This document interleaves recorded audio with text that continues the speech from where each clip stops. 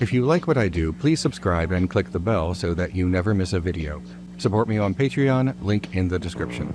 The film reels spin, magic wheels withholding secrets, a universe in celluloid. What grace is held within its confines? An infamous crime, a beautiful woman, a galloping horse. As the curtain draws back on the PC game Horses and the projector lights up in the dark, a faint humming, a light crackling accompanies us to the gate. It never leaves, not once, throughout the entire experience. We are watching the film, and the film is watching us. Live action is intermixed with the cartoonish representations of people, silent, ugly puppets more symbol than human, tied together aesthetically through the dust of the black and white film and the hissing of the machine. We are here. We cannot escape, because we are not running the projector. We are not in control of our choices, of our own souls, and we are being watched. Horses is spread out over 14 days, consisting of chapters. Each day, Anselmo is expected to perform chores around the farm, sometimes with the farmer's direct assistance and sometimes alone. Without the looming sense of dread, we might mistake this for a farming game, at least at first, but the chores exist only to have Anselmo explore the farm and unspool the plot. Anselmo is introduced to the horses, men and women wearing horse masks and nothing else. When characters in the game speak, we don't hear them, we only see old-fashioned silent film cards. Anselmo is doubly silent, as we don't even see his words in text, only images. He has no opportunity to say, "Hey, these aren't horses. You are either pranking me or you are a monstrous kidnapper and abuser." When Anselmo is first introduced to the dog, we only see his head poking out of the doghouse. We soon discover that the dog is a man with a dog mask, much like the horses. We have no power to have Anselmo say, "What the hell is going on? I'm a 20-year-old man, I probably have a driver's license, and I'm going to drive this vehicle out of here. Goodbye." Instead, Anselmo is confined by the purposeful lack of choices. When the farmer or priest or any of the other characters ask Anselmo a question, or propose an activity, or otherwise nudge him to participate, the player is presented with what appears to be a series of choices, displayed as smiles and frowns, or thumbs up and thumbs down. If Anselmo is compliant and agreeable, the question ends, and the game progresses. If Anselmo resists in any way, the choices limit themselves until the only option remains. In other words, Anselmo must do what Anselmo must do. This is not some hidden trick by the developer. We are meant to notice this. We are meant to feel helpless. But how we react to that feeling, well, that's up to us. Upon hearing these descriptions of the lack of real player agency and dearth of traditional gameplay, one might ask, why is Horses a game and not a film? But it is precisely through the inevitability that Horses plays its cruelest joke and bludgeons us with its thesis, or at least allows the player to develop their own. The narrow hallway of doors to choose closes entirely, stifling, crushing, and then the action is performed. The farmer is pleased, and these smiles and pats on the head for eventually choosing the only option remaining pacifies Anselmo, removing his concerns. Because if this is the only option, then the option is normal. If he could do otherwise, there would be concern, debate, measuring the rightness and wrongness, the practicality versus the moral. If there is no choice, then the only choice left is normal, and normal is both a prison and a comfort. As the story progresses, the player and the character are both conditioned to think of the humans wearing horse masks as horses. The players will catch themselves calling them the horses rather than the people, merely as shorthand and absent-mindedly at first, and then more and more consistently. If everyone calls the humans horses, and never anything else, and Anselmo never audibly contradicts this designation through his choiceless emojis, it becomes easier to think of these people as non-human animals. The horse nomenclature becomes normalized. The world in which this is normal is built and enforced. When I wander to the backyard every day and see the man in the dog mask, I think to myself, oh, the dog, and not, oh, the man pretending to be a dog.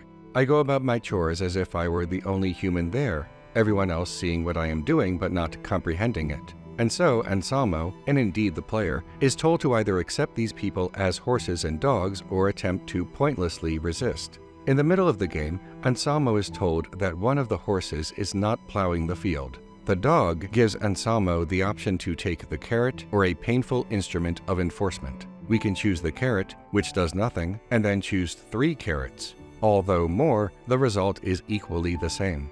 Nothing. The only way to continue the game is to hurt the horse and make him work. Better to think of a man as a dog, because if he were a man, he would be a tall, naked dude with no name staring in one direction, contemplating his next move and plotting God knows what. Better to imagine these people as horses when the farmer insists that Anselmo help him castrate one with a sharp, rusty tool. Better to disassociate these humans from their souls, or else the actions we take are criminal. No matter how bizarre or graphic, the act is normalized, and the normalcy of the act is enforced narratively by the farmer and structurally by the aforementioned lack of gameplay choices. Halfway through the game, Anselmo has a conversation with a woman riding a horse, who professes that people who engage in deviant behavior often have dangerous ideas, even if those ideas are not directly related to the so-called deviancy. The woman is declaring her simplistic and paranoid moral code while literally sitting on her high horse. To her, deviancy is a marker, a warning flag, a bright red flare in the sky that communicates that not only should this behavior be shunned, but it is evidence of a larger rebellion. Those who sit atop a manufactured hierarchy of people, which they call normalcy, are terrified of losing their spot. They suspect that they know how they will be treated if they do, because they know how they have treated those who have thus far been categorized as beneath themselves. To this woman, deviancy, even in privacy, must be condemned, because the rebellion of these deviants threaten to upset normalcy outside of their private lives, and consequently upset the hierarchy. The rebellion of deviancy is not necessarily a physical revolution. The rebellion of deviancy is only the existence of deviancy, and the existence of deviancy is threat enough. Normalcy, orthodoxy, tradition, call it what you will, but if this normalcy is so gosh darn normal, then why does it require powerful authoritarian enforcement to keep it going? Why does deviancy frighten the alleged normal people if their normalcy is so natural and so powerful? Wouldn't nature itself enforce this conformity? Wouldn't the universe itself make corrections along the way? The contradiction goes unanswered, the dissonance ignored, because the enforcer of normalcy only needs to forcibly win to feel right. The enforcer of normalcy creates their rules, builds their own world according to those rules, and points to the fact that he was able to build it as unassailable evidence of its rightness. He thinks, it's right because I built it, and I built it because it's right. This is the invention of normal, an inorganic human script that would not be followed unless it were violently enforced. The enforcement of normalcy is, to the enforcer, the protection of humanity, and humanity must be protected from whatever the enforcer does not appreciate. This entirely individual disgust is anecdotal evidence of a universal corruption because the enforcer of normalcy refuses to believe that the problem lies within, that the problem is his disgust and not what he finds disgusting. Deviation from normalcy is whatever someone decides is repulsive enough to themselves that such disgust must run deep within the hearts of all people and is therefore morally wrong by way of a secret ballot with only one voter. There is no normal, and that is precisely what concerns them the most. That once the veil is lifted and time marches on as it always does, the normalcy that comforts so many and informs their sense of righteousness and sense of self will not be seen as normal anymore, leaving them abnormal, deviant.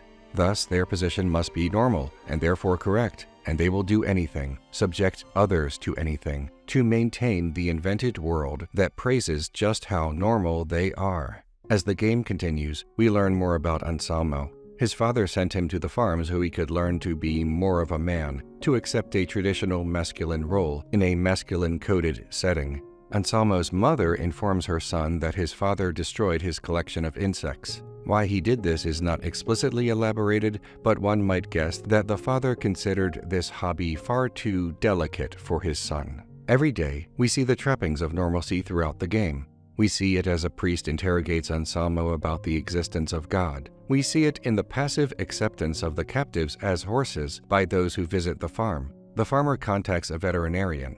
When the veterinarian arrives, he does not so much as raise an eyebrow. There is a larger world outside of the farm in this game, a greater explanation for why this has become so readily accepted. We don't receive an answer because no answer will do. This is just the way things are. This is normal. The farmer sees fornication by the horses as deviant behavior and locks himself in a chastity belt. He instructs the dog to abuse the horses sexually. But with the masks ignored, this is a human man who has enslaved a number of other humans and subjects them to the worst kind of abuse, telling himself that this is the way things ought to be in the world that he created. To the farmer, sex is inherently morally corrupt. It must be resisted by righteous men like himself and used as a weapon to punish those unrestrained by normalcy. The rightness of his actions conform to whatever action he is performing. Anyone opposing those actions must consequently exist outside of the barrier of his morality and are not worthy of the same rights and protections as himself. We are living in a society in which abuse is commonplace. We vote for abuse every time. We consume abuse because of how our consumption is made and maintained. We have an abusive relationship with media, something that permeates throughout much of the game as well, and we passively enforce this abuse when we pretend that it can't be any other way, because it feels normal.